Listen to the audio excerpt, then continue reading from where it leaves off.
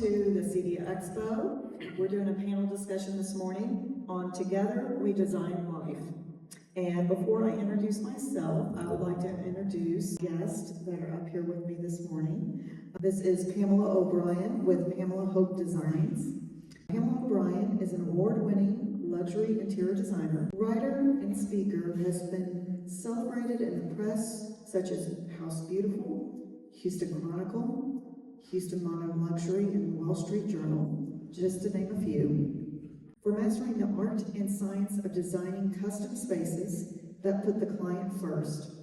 She is an active member of the American Society of Interior Designers and will be joining the ASID Texas Gulf Coast Chapter Board in October as our finance director. For 20 plus years, Pamela has been recognized for building powerful partnerships with her clients and industry partners, many of whom become long-term friends and collaborators. Also, I'd like to introduce Carlo, with numerous awards and publications. He was born in Somerville, New Jersey, but raised in Toronto, Canada.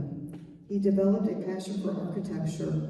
He moved to Houston, Texas in 1980 to advance his career and founded DiNunzio Architecture in 1995.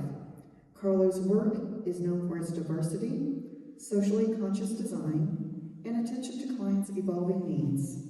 His portfolio includes projects in residential, commercial, religious, and hospitality sectors. He holds affiliations with the American Institute of Architects, Texas Society of Architects, and other notable architectural organizations in the U.S. and Canada. And then my cutie, my husband, Cortes with Echo Workshop, was founder and president of Echo Workshop in 1999, has a passion for the music and technology industry with over 3 decades of experience. His journey began in the late 1980s with automotive technology before expanding into broader tech applications. He is a registered CEDIA outreach instructor and an ALA certified lighting specialist. Louis is committed to excellence and continuous learning. Known for his integrity and dedication, he combines his passion for music and technology with a strong work ethic. Louis is also devoted to sharing his knowledge through teaching, speaking, and training others in the industry. I'm Pam Cortes. I like to say I'm Louis's better half. I'm a VP of Echo Workshop. I'm also part of the CEDIA Industry Relations Committee, and I'm also the ASID Texas Gulf Coast Chapter President this year. So, thank you. Hello, you ready? We are. All right, here we go. What are the key qualities or criteria that you look for when choosing a smart home integrator to partner with? Well, of course, I'm going to expect experience and expertise, but I think that's probably a given. If we're having a conversation, you all probably already have that. You know, a good reputation. Have you worked with other designers or architects? That's always good to know, because that kind of tells me something about maybe the level of work that you do or the way you do integrate into design projects. But ultimately, at the end of the day, I would say communications and schedule. Are you able, and I don't expect you to start tomorrow and drop everything and come to a job site, but can we get a meeting together? Can we meet at the job site?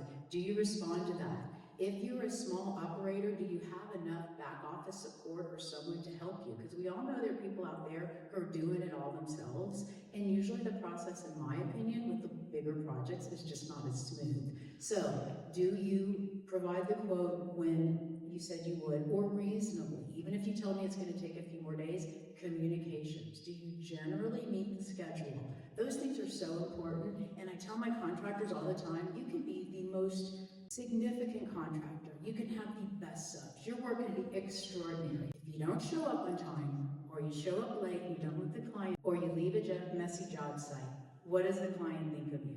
At the end of the day, yes, if the home is fabulous and it's a big success, they're going to get over that. But when they're having tea with their girlfriends, how was the contractor?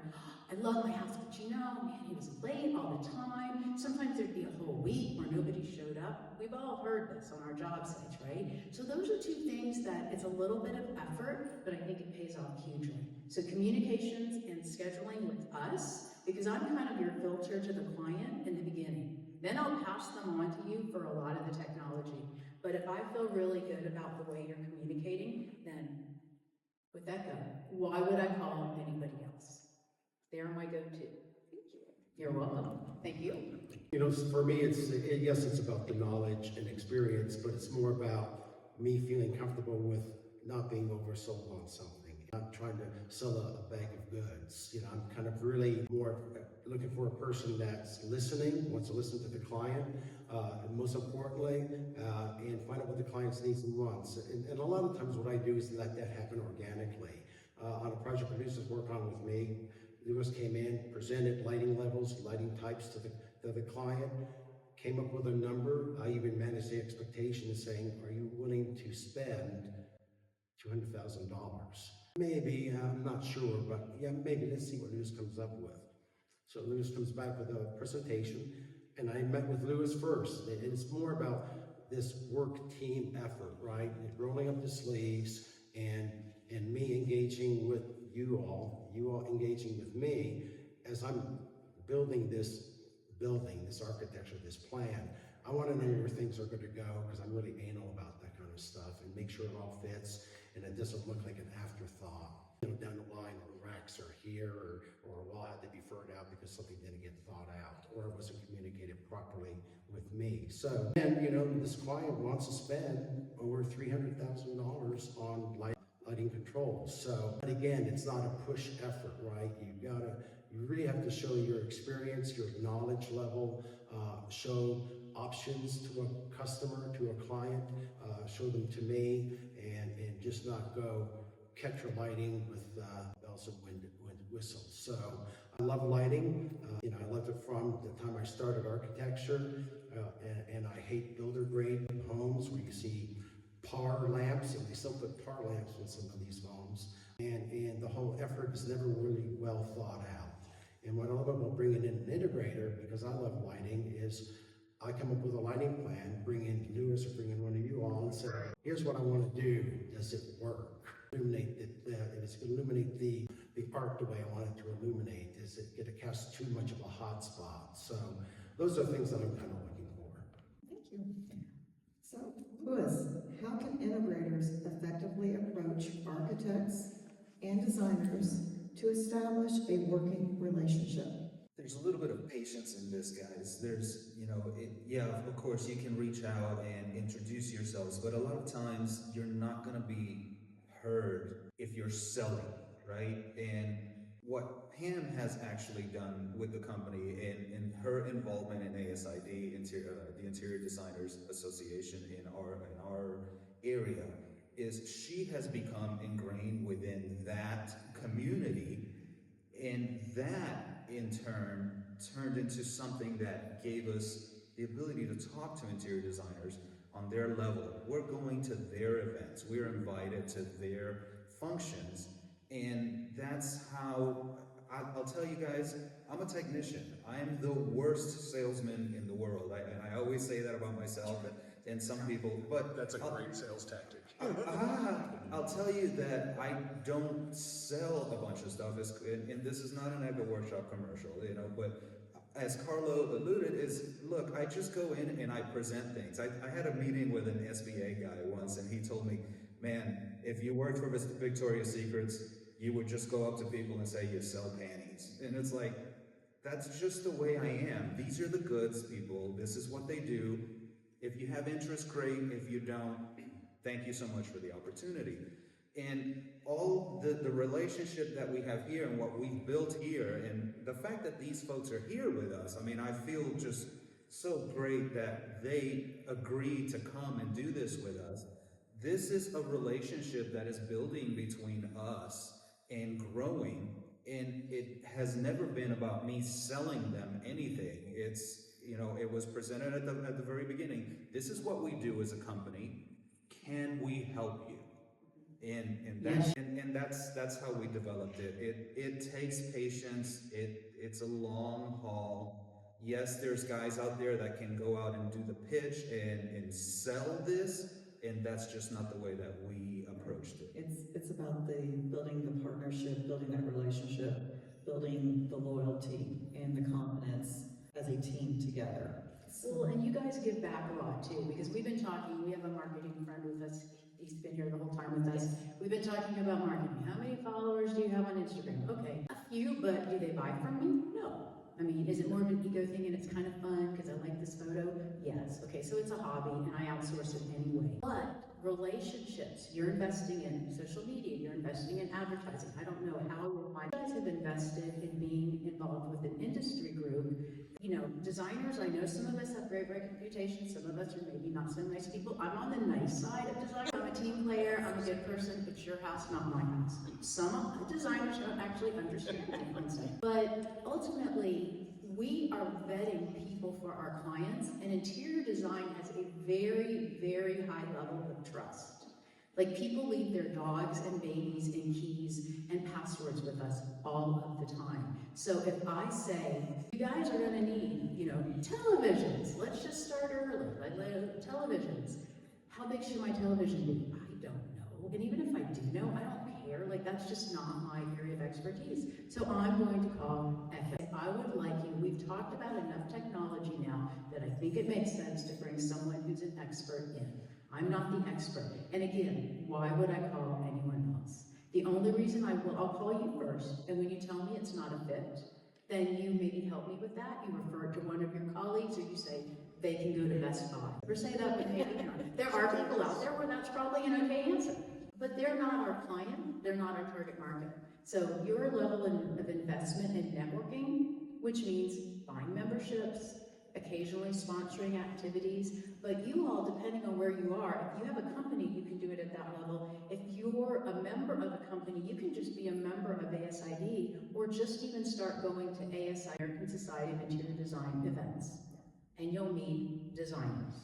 It just is impossible not to. And you want to do the same with the American Institute of Architects as well. Exactly. Going to their national conference, or the state of Texas, or conferences, Colorado stuff, their board. So it's great to get to know architects, because we are a vital part of our client. And when we do recommend, I'm always a little fearful recommending somebody to a client, just because you just hope that it works out.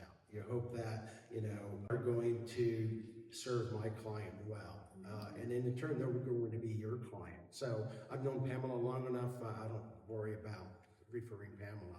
When I met Lewis, I met her through Pamela, but you know, a lot of times when you meet people, you get a vibe, right? You know that this guy. A 3-second first Yeah, impression. it's no different than when you're all in college back in my day. You know, you go in with the blue suit, the white shirt, the red tie, and go for an interview, just to get that first impression. So that's why it's great not to go in overselling, over ego, go in meeting with somebody and, you know, what is it that you want? What is it that you're looking for? So anyway, get involved with architectural networks. Don't go in over technically, because that scares people. Yeah, like it glazes, you know. Dumb it down, because we need it and they need it, most of the time. Exactly. I know my lingo, right? You guys know your lingo. So yeah, sometimes play it down a little bit so I can understand, and I can understand everything from the technology side, just enough, but also spatial relationships and how much room I need to give to something so we can work together and nothing gets compromised. Your work doesn't get compromised, my work doesn't get compromised. We're talking about starting the relationships. We're going to expand that now to clientele. So basically, why is it important, you know, on establishing what strategies do you use to assess your client's needs and preferences regarding smart home technology based on their lifestyle? Well, lifestyle to me is the key indicator, and okay, I already talked about televisions, but I kind of joke. To me, in my jobs, the technology, I know I'm not just supposed to call you the AV guy. Doing that, the technology integrator. It sounds very fancy, like, do you know what we call fake plants now? Permanent botanicals. Sounds much better, right? And there are permanent botanicals at the Bellagio Hotel. I mean, they're all over and you don't even realize it. So we can use our fancy design words and people will be impressed and pay more. But I usually talk, like, you know, we're walking around the house, we're looking at the floor plans, we're doing kind of a lifestyle walkthrough, whether it's a new construction, that would be the plans usually, renovation, we might be in the space, and we start to ask questions, and very quickly we're in a living room or a family room environment where I anticipate there will be some sort of interactive screen activity. And so a lot of times people will say, oh, I really don't want, a TV in this room. And I'll say, this is a myriad. We watch television. So if you do not want a TV in the room, that's fine. But you'll use the room less. And as long as that fits in with your lifestyle, that's absolutely fine. But a lot of people want quite a few TVs, and that's, for me, most of the time, the starting off discussion of technology. And nobody hangs around TVs anymore. Nobody just listens to the TV speakers for the most part. And now we have lots of TVs, and we might even have the parental controls. We might have TVs in all the children's rooms. Now we're going to talk about sound. Then we're going to talk about music and outside and outdoor entertaining. And then all of a sudden, oh gosh, I'm going to bring my technology guy in. And by then, you're usually there, because I'm not as good at talking about this as you are, but you're going to want cameras, right? At least exterior security. We can just start building, and it becomes quite easy. For me, most of the basic starter luxury package, let's say homes at $1.5 million in Houston to maybe $8 million, absolutely the AV side, right? We've got that. We've got some good sound. Exterior security, exterior lighting control, at least some interior lighting control, probably thermostat control, particularly in Houston is a really, really good answer. And then window lighting treatments, lighting fixtures and windows become next.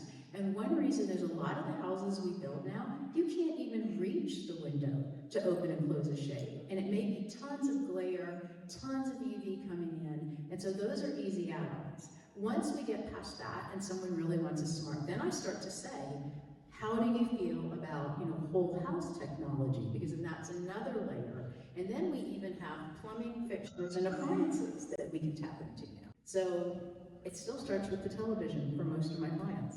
The first thing I really try to do with a client is try to understand their value, what they see value in. And it's always amazing what some people see value in. There are people, clients that will spend $300,000 on any lighting and lighting controls. And that same person, I had a client that a number of years ago that did not see value in spending more than $100 for his chairs, for his kitchen island. So it's really a great way to extract what people are seeing value in, but also try to educate them as well. What you all do it is a lifestyle, and sometimes we may have a particular lifestyle, but then me as an architect, Pamela as an interior designer, there's opportunities to evolve your lifestyle, right? To change it, to transform it, make a paradigm shift in that lifestyle. And then you'll say, boy, I was this way before. I never knew I could really appreciate a home theater before. And but that's where we all come in to help guide you. So for me, first and foremost is understanding what the client's values are and what they will are willing to spend more money on, not willing to spend more money on.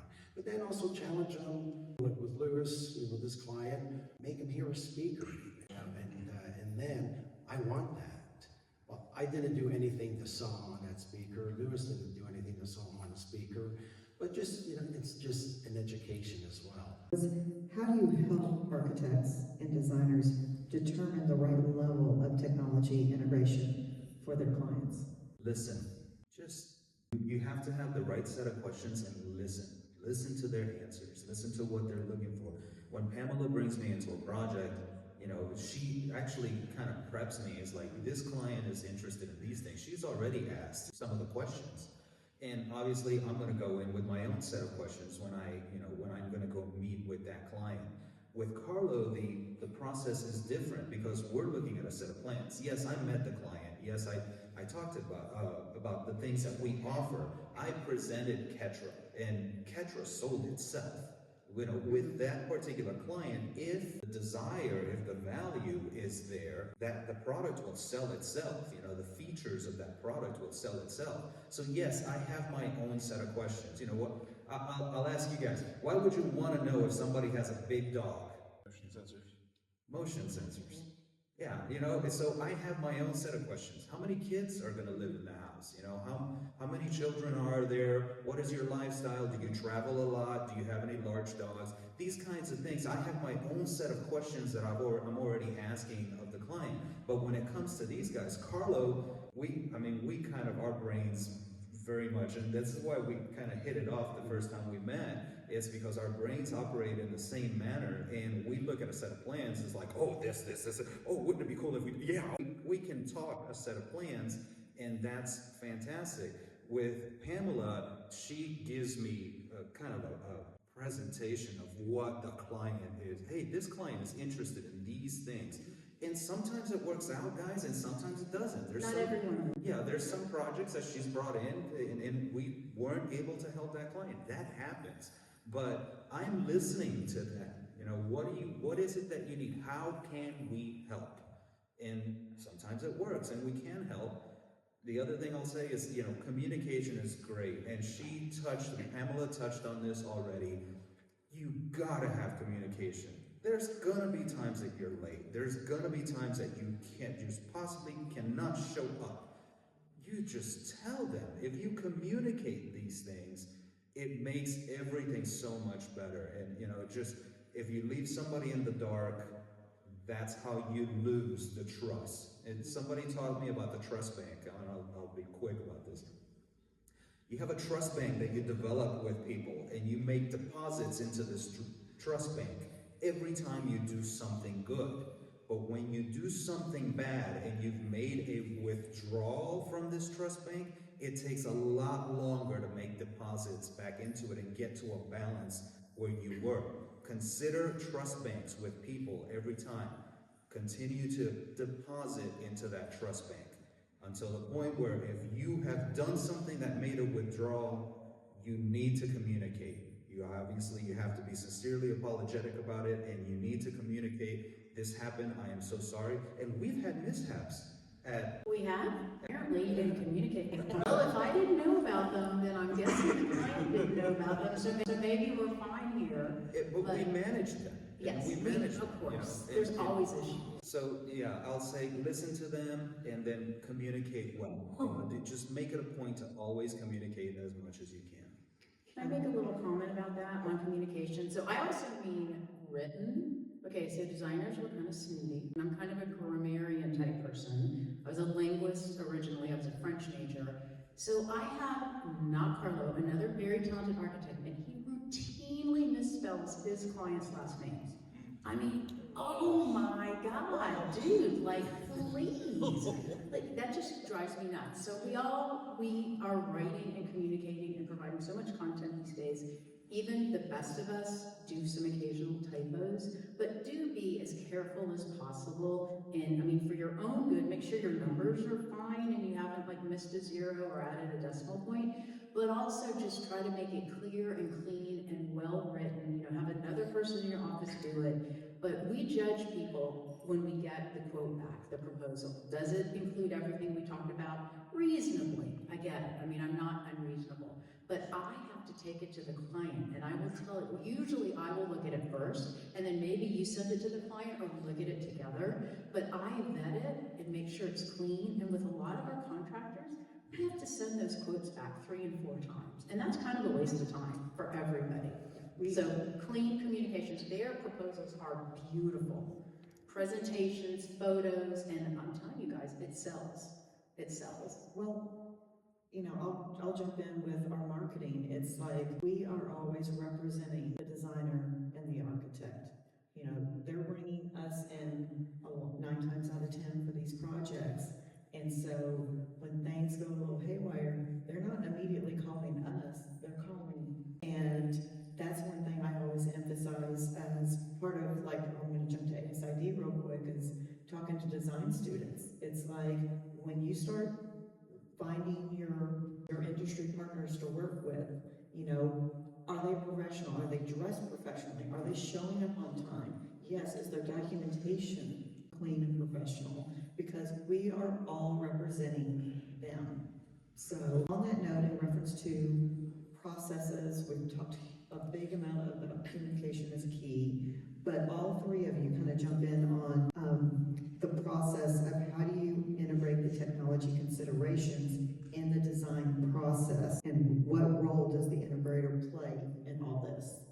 I mean, for me, you know, when I start with a blank piece of paper designing a house, you know, I try to anticipate where I need thicker walls or fur out areas and so forth. So for me, when the client comes in and says, I'm looking for it, that are looking to do some things, asking if he's willing to explore that opportunity, then I'll bring in somebody like Lewis and say, okay, here's what I have, here's what we're talking about, we'll have a meeting with the client, and then we'll start determining and dissect my plan and where I need to shift things and move things. So I think that's where it's important, where you guys can work with us as architects to help us early in the game. But let me also go back on something else. I mean, for all of you, always, whenever you're looking for to work with architects and designers, you don't have to go for the big jackpot, project, right? Even if it's something small, that always, as long as you service it very well, that client will remember you. And you never know, that client, it could be a small thing where I'm doing a house renovation and he wants to do some lighting controls and some small AV stuff. It only adds up to 30 grand of work. But you do it really well, and years down, it could be a year, 2 years, 3 years, 4 years, 5 years. All of a sudden, this client wants to build a brand new 6,000 square foot home, 8,000 square foot home. They're going to say, Carlo, I want to build a home, but I want Lewis back to do all my. So treat every project, regardless how small it is, like it's a big project. Well, that's depositing into your trust bank, right? So sometimes we all take smaller jobs on occasion because it's the right thing to do. If Mrs. Smith calls me and tells me her dog chewed up the pillow, I'm going to make her another pillow. Is it kind of a pain? I got to go find the fabric and take it to the workroom, but we're going to do it because she's probably also going to call me when they buy the house in Steamboat Springs or whatever it may be. So the relationship, sometimes we have to start small. I'd say if you've never worked with a designer or architect before, they may not put you on their biggest project right away. But once you get there and you do a good job, then you guys have the magic. I don't know, it sounds like it's a lot of work, but you also have the magic of support. And then also, I guess, repair work on occasion, right? We lose power all the time in Houston. Stuff's not working all the time. The beauty of that, again, kind of a pain, you have to go do a little project, but you are back in the house. And what does that mean? All of a sudden, or there's a new light, or they bought a new piece of art. So getting back in the house is actually really a gift and an opportunity for you. Because they're gonna call you. I know a really good contractor in Houston, and he has a little side of it. He does new construction, but he doesn't particularly like it.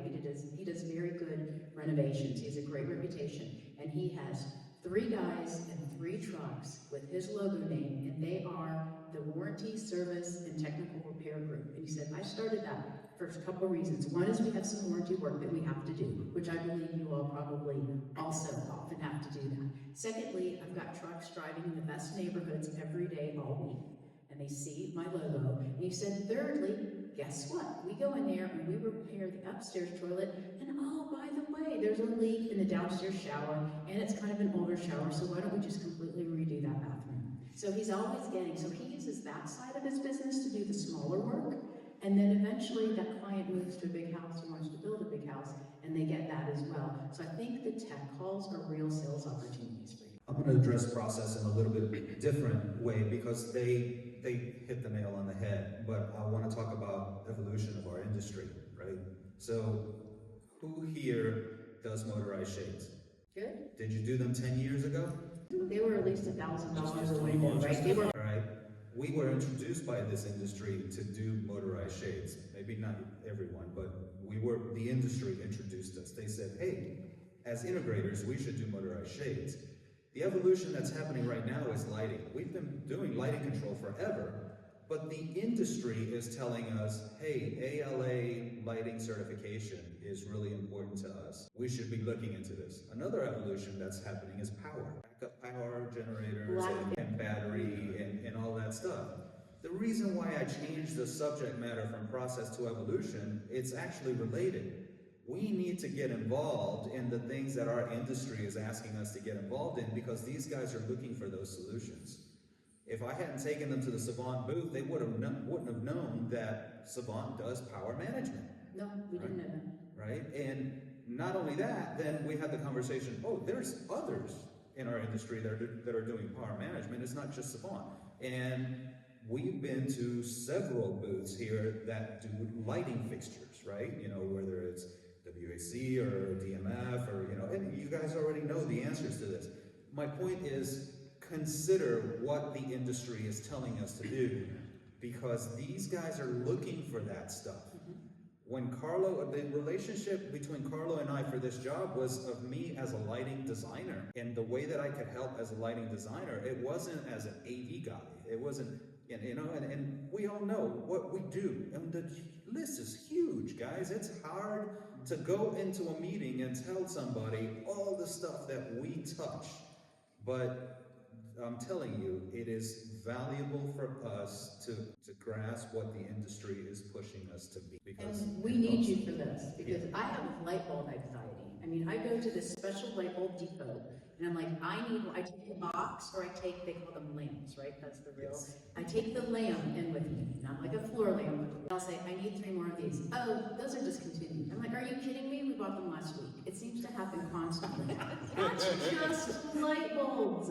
Let's add all this stuff, other stuff that you guys do. And I think, frankly, architects are probably smarter than designers. I think they have more of an engineer brain. But designers have a lot of stuff we have to be good at. Paint, tile, colors, find the stupid candles. They go in the guest room. I mean, all of these things we have to be good at. Wiring, light bulbs, where the switches go. Frankly, I am not interested. I just want you to design it well for my client. The other thing is, not every job has an architect. Not every job has a designer. And sometimes you need some pretty significant lighting. And we've hired lighting designers with the project. We had a very, very good contractor, very high-end, high-rise kind of contractor. We had me, but I'm not a lighting expert. So we hired a lighting designer, and then we had you guys. Honestly, frankly, I love the lighting designer, but if we did that project again, we probably could have gone directly to your products and let you help design the lighting. Particularly in a high-rise like that, it was pretty straightforward, very beautiful high-end, but it wasn't crazy elevation changes and hundreds of rooms. So you all can become more or less lighting designer on a lot of these projects, and it's going to make for a beautiful end result, and the clients are going to be really happy.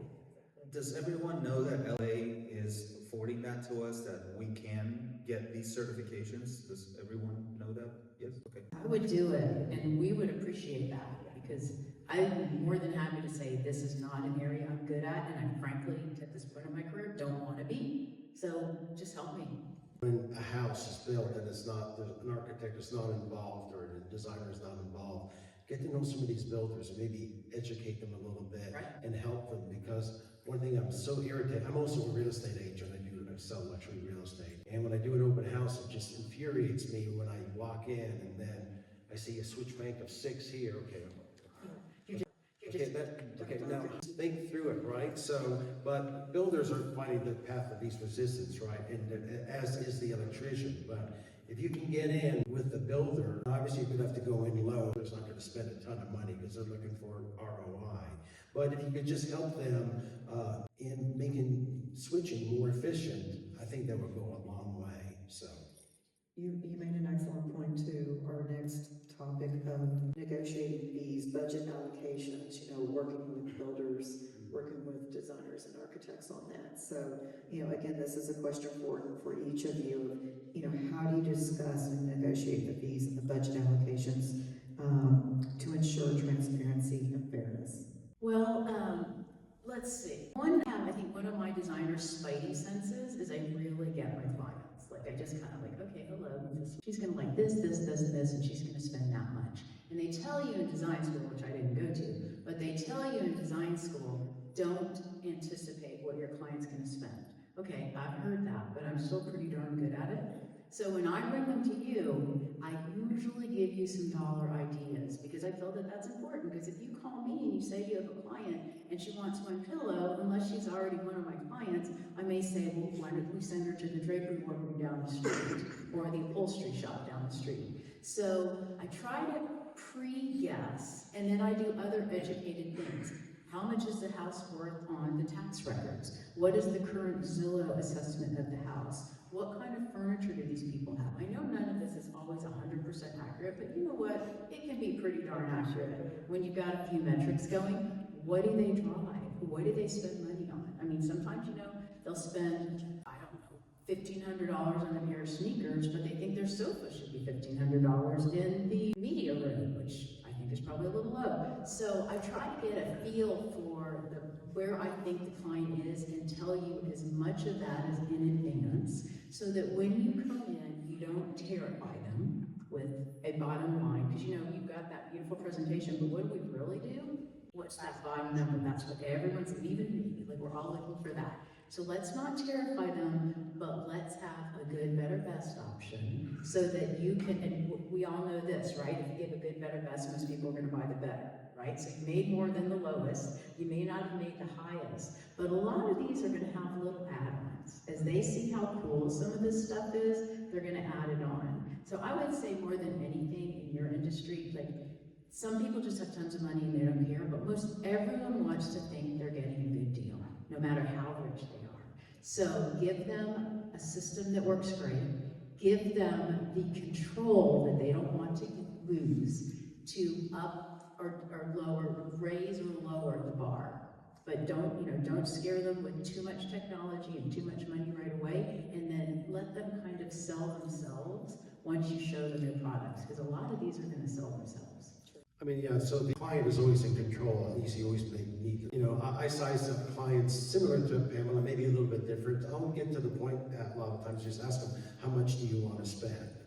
Now, if they're like me, being Italian, I make sure that, you say, how much you want to spend on AV, Carlo? And say, 90, but I'm probably really thinking 150, but I don't want to let you know it's 150 because you're obviously going to say, well, I'm going to give them 150, and then all of a sudden I get the number 150. Well, did I really am I getting a deal or not? So it's just trying to size a client up, try to, and you can get maybe, like Pamela said, you can get to understand. With me, I can see the kind of watch that they're wearing, are they wearing, how they're dressed, and tell if it's a really well-made, tailor-made suit or not, if they're wearing Valentino or whatever. It's just sizing with the client, and again, like I said earlier, don't go in with the oversell. I mean, this is a very emotional, building a house, renovating a house, redoing the furnishings on your house, it's all emotional based, right? So people react, I react to numbers all the time. So even though I might be willing to spend some money, I don't want, whether it's a landscaper saying, okay, here it is, and it's all this money, wow.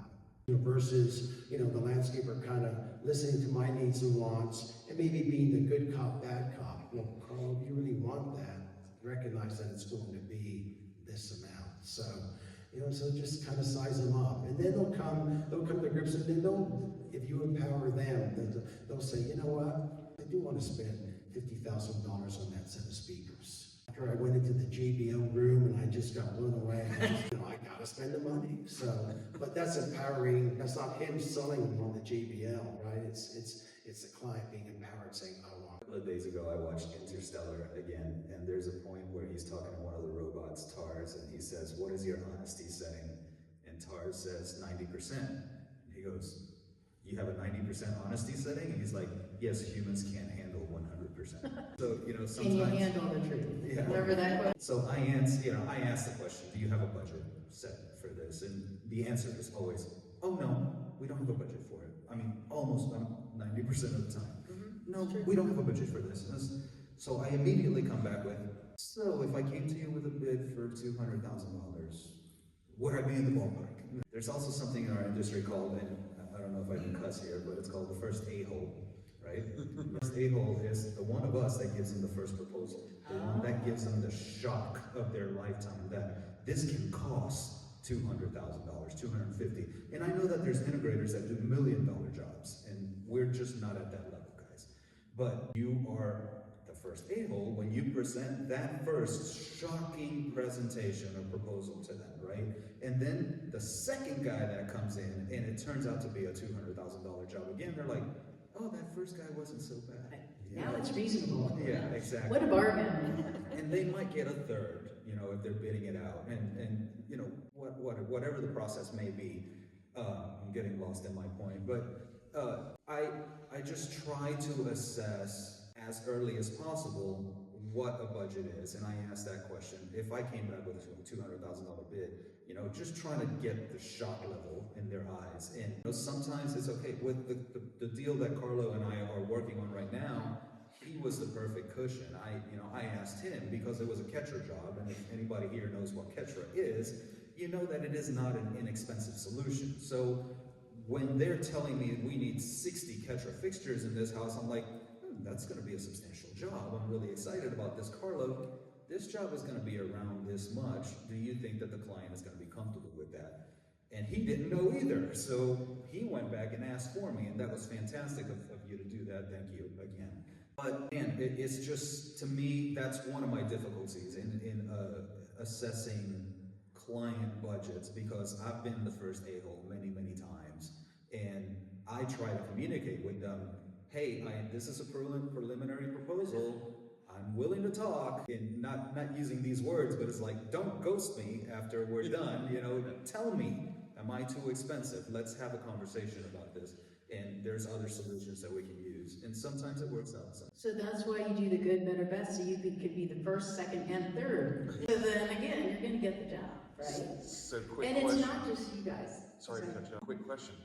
Do y'all feel obligated to educate your client about what you think the budget of the project is? Yes. Yeah, But you haven't talked to a general contractor yet. He hadn't looked at the plans. correct. Tile and stuff, maybe I could see subcontractors, get People a feel love for to it. ask me how much is this gonna cost. I'm like, I don't sell tile and I want to install it, so I really don't know. They'll call me on the phone Yeah. and say, how much is it to decorate my house? Okay. So, I don't know, how much is it to buy a new car? yeah, so A lot of how do you variables. answer your clients? I've 45 years experience almost, right? So I have a pretty keen idea what things might cost. I'm not gonna hit it spot on, but I'm confident. So I'm a lighting control freak, right? And every time I had an electrician a long time ago, so I can make a client understand what lighting controls can do. And an electrician gave me an 8 switch bank switch, 3 rheostats on it, and then I had a Lutron keypad, and I showed my clients, so we don't do any lighting control at all, and you want to have a lot of flexibility.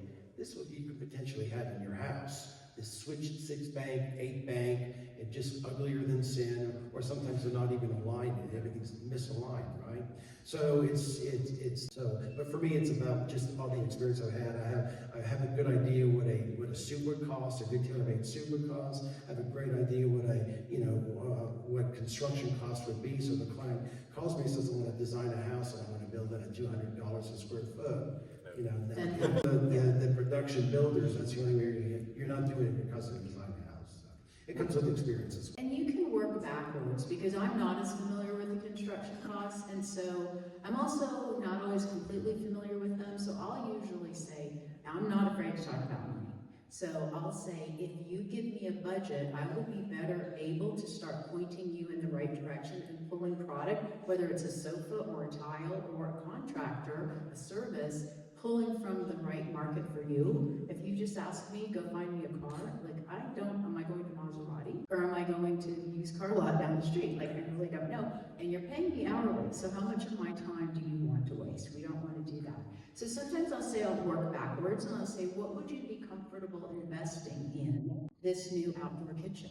Oh, I don't know. And I'll tell you, everything is 30% more than it used to be, right? And it's not just you guys. Every window treatment bid that comes in, every drapery bid that comes in, every lance bid that comes in, I'm kind of trying not to show astonishment on my face, but I'm kind of shocked at how expensive everything is.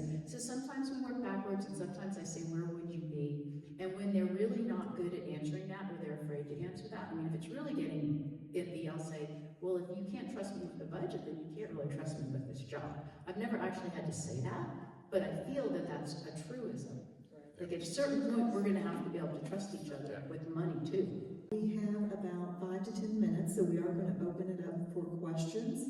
And while we do that, we do have our room monitor. She is going around the room. She has 3 quick questions, a quick little survey. If you could just take a moment to answer those, and we'll be happy to answer some of your questions. Yes. I was going to say, yes, if you want pro tip selling to designers, because yes, we want our clients to have all the bells and whistles, but we don't want to look at any of that ugly stuff. So I would say, start when you go to your next ASID event or meet designers at a showroom or someplace, start talking more about the invisible. Because that, I think a lot of designers, Great dog and pony show, kind of dummy things down, like I said, display things, present things. don't get too technical again, just be real, right? And try to, talk at a level that they're going to understand. So, and just show what you have to offer. I'll throw in a little bit on this. Our tactic, our way of doing this has been to just show the solutions. And we are very design centric, right? That's how we market ourselves. If you look at our website, our tagline is design, lifestyle, technology, right? We tell people technology should not be the focal point in your room. The television should not be the focal point in your room unless it's a theater room, right? So just create a set of solutions that you think, you mentioned invisible speakers, small aperture speakers, TrueFix solutions, whatever. I know WallSmart is a competitor, whatever. We put a little goodie bag together of the things that we think they would like and the things that are going to get us in the door with them. That's the way that we approach it. Hate lighting control. I would most appreciate the fact that one of the things that you like about lighting control, besides switch bank reduction, and Well, I love the flexibility that a good lighting control system can offer, right? I mean, it just makes it simple, where I could just have a keypad and I could have it set at whatever modes I want it to set, just for my lifestyle, for the client's lifestyle. There's something that I don't dislike about it, other than just a client thinking how much it might be, right? So, and I try to size that client up with lighting control, and let them know that there could be a range of 20K plus doing a good lighting control system. But I also recognize you don't have to do the entire house with lighting control. Focus on the public spaces and maybe not on the private spaces. Private spaces meaning your bedrooms, your bathrooms, and all that. I've got a Neutron lighting control keypad in my bathroom, just so I can have different scenes in my bathroom. I have nowhere else in the house other than there. So I just love the flexibility it has to offer. And I think even if you guys have a client and there's not an architect involved and an interior designer involved, figure out the best way how to showcase the beauty that a lighting control system can give them. Again, if it's a dog and pony show, whatever that is. But I just love the flexibility of lighting control. So I wish everybody would do it. So. thank you. Who else has questions? So, before you had the trust bank accruing interest and making regular deposits, you both had a moment of truth where you're like, am I going to bring in somebody to help with this? So I think I get the vibe that you're more lighting driven and you're more obviously aesthetics. Yeah, well, and Getting like stuff whole to go lifestyle. So what when you're on that precipice, what got you to leap? Because we go out and talk to people, meet them and see them at events. So kind of the downside of this is you do all this networking and you're just waiting there. So what got you over the edge? Well, the right client. When I had the right client, and there are lots of, we take different, I like all the big fat jobs with tons of money, but guess what? I have a small staff, I pay them, they have 401k, we have to make the bills. So we probably all take a few jobs here and there that are just kind of good little filler jobs, and they can always lead to other things. But for me, it's usually the right client, and I think technology is just growing so much that almost every project can be the right project. Is the client tech savvy and interested, and is their budget one that it makes sense to bring you in? A lot of builders have their, again, sorry, but they're going to use the word AV guy or girl, right? They've got their person and they want to get the ROI and do the basic stuff. But even if that's all you have, you guys have the opportunity to build on it later. And then maybe you can then be the expert who comes in. So it's just having the right client. Once I already have met you and I'm comfortable with you, I want to give it a shot. But I want to try to give you a good fit.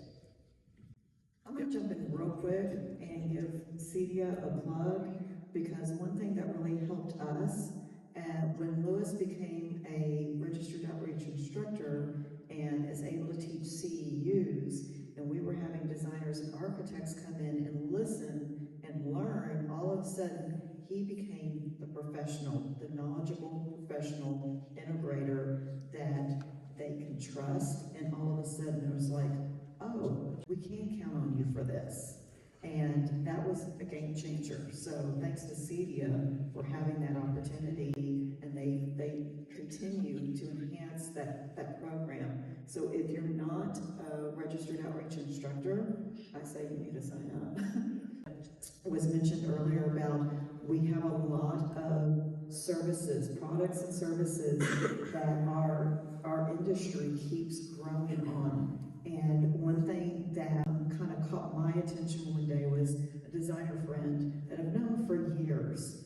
And we were talking one afternoon, and all of a sudden she was like, I mentioned about motorized shades, and she was like, I didn't know you did that, girl. And I'm like, what? Remind them, remind them, you know, set your own calendar, whatever works for you on your marketing, but that like, oh yeah, throw out some motorized shades, throw out the home automation system, throw Security, out who's not security? you We know, all might as well get that. there's a lot of little things, the gate control, anything like that, all of a sudden it's like remind them that we have these other services. Any other questions? I saw a few other.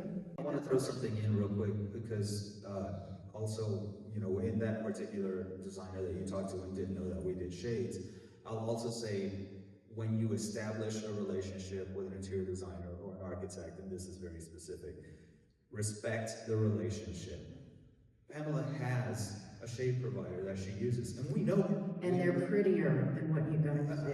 It's very aesthetic driven. So respect the relationship. Every time I am coming into one of Pamela's jobs, I know that I'm not going to sell shades there. Don't push those roller shades on me, Louis. And guess what? Carlo brought us into a job, and Pamela was involved, and I knew I wasn't going to sell shades there. And you just respect that relationship because it's the trust bank, guys. And this is a long haul. This isn't just a one job and you're done. You want to get more jobs. So note or get internal notes or make notes in whichever way you're going to remember that you're going to respect those relationships, because yes, there are other contractors out there that might do one of the things that we do, and you're just not going to get that ability. And my shade person calls you now, and you guys interact and could even refer to each other, because her product is a different product and it's just a little bit fancier. This is a drapery client too. They're gonna want a lot of fabric stuff. And some of those. Any other questions? I have a question. Yeah. So I'm curious. Like Louis, do you have jobs that you end up bringing an interior design into, like a customer that you had and? It's symbiotic, yeah. No, they are, and I haven't had the opportunity to bring an architect a job. TikTok, dude, I'm waiting. But yes, we have opportunities to refer interior designers, and because we work with so many interior designers, we'll sometimes give them three. Say, this person is very good at this thing, this person is very good at this thing, this person is very good at this thing. Give them all a call. We have been brought into a job by a designer before the architect was hired. Yeah, so it's just, and yes, it is a symbiotic relationship. We do refer And sometimes we're early days. I mean, I've gone to open houses, real estate open houses with clients, because they said, I think we want to move. One of them specifically, one of my best clients ever said, if the 2 sofas that you got me last year don't fit in this new house, I'm not going to buy it. I'm like, well, then I'll bring a tape measure. And I'll maybe double check how big those sofas are. Well, guess what? They're fine. But she literally took me to the house. So those were very early days. We didn't have an architect, we didn't have a builder, but the relationship can be very deep. This job we're working on right now is a former client of Carlo, and they're just a dream. They love him and trust him, and now they think they're getting pretty close to loving us. And I think they trust us. I know, but it's just a beautiful thing when this all gels. Yeah. I think we could probably talk about this all day. Yeah. I know y'all have other things. I want to first thank each of y'all for coming out and joining